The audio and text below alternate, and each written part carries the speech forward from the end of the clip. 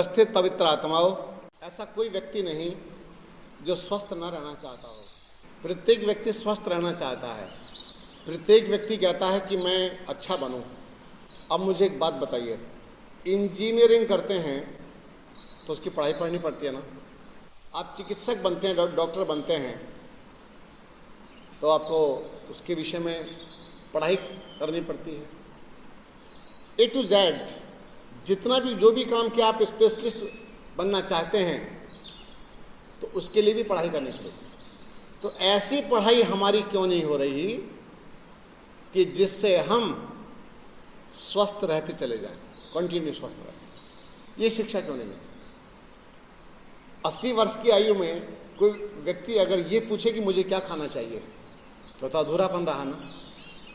क्या खाना चाहिए, 80 वर्ष तक अभी ये निर्णय नहीं हो पाया कि क्या खाना चाहिए। तो ये प्रारंभ से ही संस्कारों में होना चाहिए। हमारी जीवन शैली वैसी ढली होनी चाहिए। हमारा सब सिस्टम, पूरा का पूरा क्रम वही होना चाहिए जिससे हमारे अंदर रोग आए ही नहीं। ये पहले लोग ऐसा जिया करते थे। उनके जीवन में शारीरिक श्रम था, खूब परिश्रम करते थे, क्योंकि जीने के जो साधन थे ना इतने अधिक नहीं थे। अब से मात्र 40 साल पहले भी, सिर्फ 40 साल पहले, 40 वर्ष पहले कहाँ इतने साधन संसाधन थे। हमारे केशव जी बैठे हैं, वयोवृद्ध हैं, हम सबके बीच में बड़े आदरणीय हमारे, और इनका तो मेरे प्रति बहुत प्रेम है, बहुत शुभकामनाएं दी इन्होंने मुझे। तो इनका जो जिस समय 10 वर्ष के होंगे,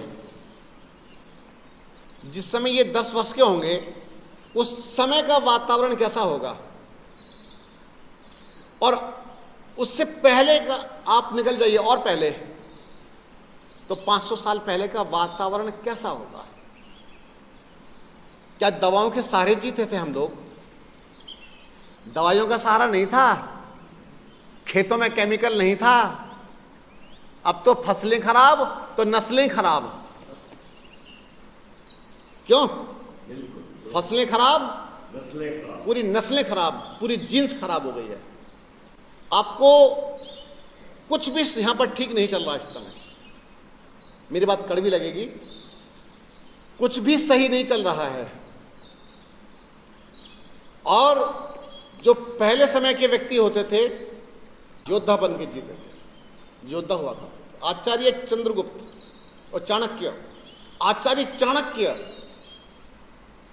चंद्रगुप्त को समझाते हुए यही तो कहते थे, चंद्रगुप्त योद्धाओं की भांति जी, योद्धा बनकर के जीना है, दुर्बल बनकर के नहीं जीना है। अब एक बात बताओ मुझे, अगर ऐसे दुर्बलता बनी रही शरीर में तो क्या करोगे? रोग ऐसे ही जमघट लगाए अंदर बने रहे तो जीवन की यात्रा कैसे पूर्ण करोगे? तो इसके लिए कुछ बलिदान देने पड़ते हैं। दो ना बलिदान, छोटे छोटे बलिदान देना पड़ेगा। अपनी दिनचर्या सही करो, परफेक्ट करो। योगियों की भांति दिनचर्या बनाओगे तो योगी के स्वरूप में ढलते चले जाओगे। योगियों की भांति दिनचर्या होगी तो किस में ढलोगे? योगियों के स्वरूप में ढल जाओगे, और आपका स्वरूप कुछ समय पश्चात योगियों का दिखाई देगा। अरे वाह, कितना बढ़िया व्यक्तित्व है। भोगियों में ढलोगे अपने आप को, भोगियों में, तो किस में ढलोगे पता है? रोगी में ढल जाओगे। भोगियों का जीवन जिया तो रोग में ढल जाएंगे। तो रोग में नहीं ढलना, रोगी में नहीं ढलना। हमें हॉस्पिटल में लाइन लगाकर नहीं खड़े होना, बैठना है। हमें अपॉइंटमेंट नहीं चाहिए ना।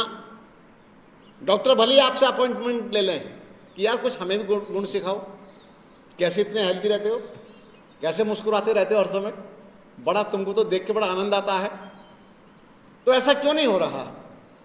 तो इसके लिए तो छोटे छोटे बलिदान देना पड़ेगा। आंखें बंद करके विचार कीजिए, चिंतन कीजिए कि आप जो अपने मुंह के अंदर डाल रहे हैं, जो भी डाल रहे हैं, ये कूड़ा करकट तो नहीं डाल रहे हैं। और कूड़ा करकट डाल रहे हैं तो क्या मेरा शरीर डस्टबिन है? ये शरीर मेरा डस्टबिन तो नहीं है। मैंने इसमें ऐसी ऐसी चीजें डाल दी वो जाके सड़ रही हैं अंदर। और डस्टबिन की सफाई नहीं करोगे तो क्या होगा जहांगीर? सड़ जाना है, कीड़े पड़ जाएंगे अंदर। कह रहे मेरी आंतों में कीड़े पड़ गए। ये कीड़े आए कहां से? तुमने पैदा किए। मेरे अंदर तो सांप सांप से हैं। कितने तरह तरह के भिन्न भिन्न प्रकार के कीड़े निकलते अंदर से। तो ये कहां से आए? ये सब डाले हैं, डस्टबिन की सफाई नहीं की। था तो ये मंदिर, बॉडी टेम्पल, लेकिन डस्टबिन से भी गंदा बना दिया है, गटर बना दिया इसे। गटर कितना गंदा होता है पता है? उसके पास खड़ा होना कठिन होता है। और आपको मेरी बात अटपटी लग रही होंगी कि क्या शरीर गटर बन गया हमारा?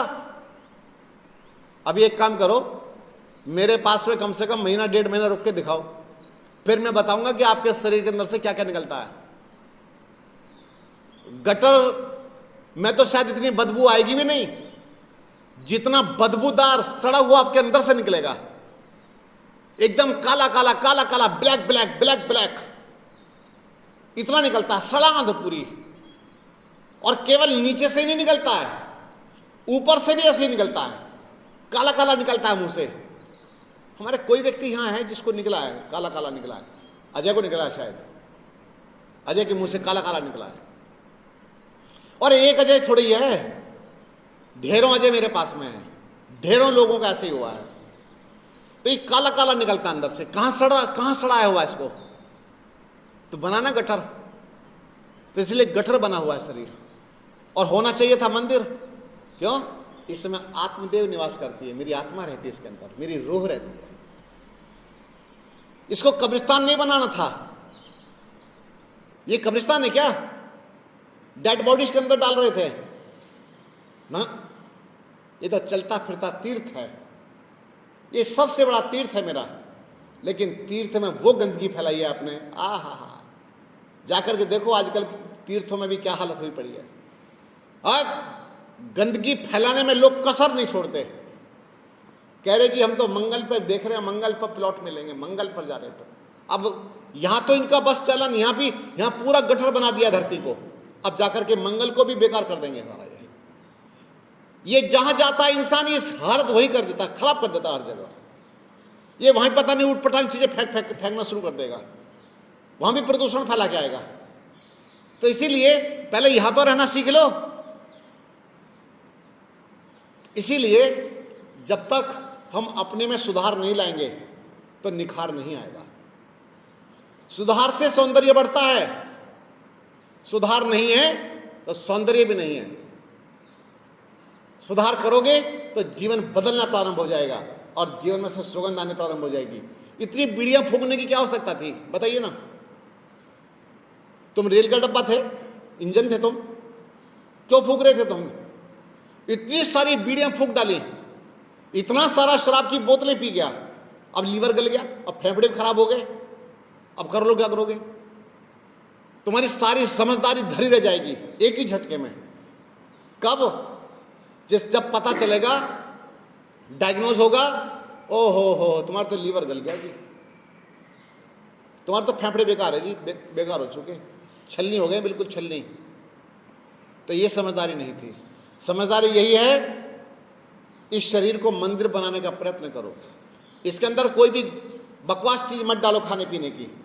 अगर इतना नियंत्रण आपने कर लिया तो मुझे लगता है कि जंग जीत जाएंगे, बड़ी से बड़ी जंग जीत जाएंगे। ये रोगों की जंग तो जीतनी है। ऐसा कोई रोग नहीं है जिसको ठीक नहीं किया जा सकता, लेकिन एक ही चीज चाहिए, वो है पेशेंस। धैर्य। पहले धैर्य रखो और अपने ऊपर कंट्रोल रखो, नियंत्रण रखो, संयम करो। जितना संयम आपको अपने ऊपर होगा, जितना कंट्रोलिंग पावर आपकी अपनी मजबूत होगी, उतना ही आप आगे तक अच्छे चलते चले जाएंगे। वरना स्वास्थ्य कभी कहीं खोजोगे जाके, कभी कहीं खोजोगे, कभी कहीं खोजोगे। चलो पिकनिक ही मनाई आए, पता चला 20, 25, 50 हज़ार रुपये यूं ही फूंक आए, मनाली पिकनिक, पिकनिक वो अच्छी होती जिसमें ज्यादा पैसा फूका जा सके, नहीं तो मसूरी जाते हैं ना लोग पिकनिक मनाने के लिए, एक रात का 24 घंटे का 15,000 रुपए खर्च करते हैं, एक व्यक्ति का 15,000 रुपए लगता है। मन की पिकनिक 10 दिन रह गए तो बढ़िया पिकनिक हो गई, खाने पीने का अलग खर्च करके आए, कम से कम 2 लाख रुपए खर्च करके आए। तो भैया अपने जीवन को बदलो, ये बदलेगा तो आपको पता चलेगा कि पिकनिक क्या होती है। सारी पिकनिक फेल है आपके सामने, फिर तो योग में जीवन जीना है। अपना ध्यान रखिए, गॉड ब्लेस यू, खुश रहें।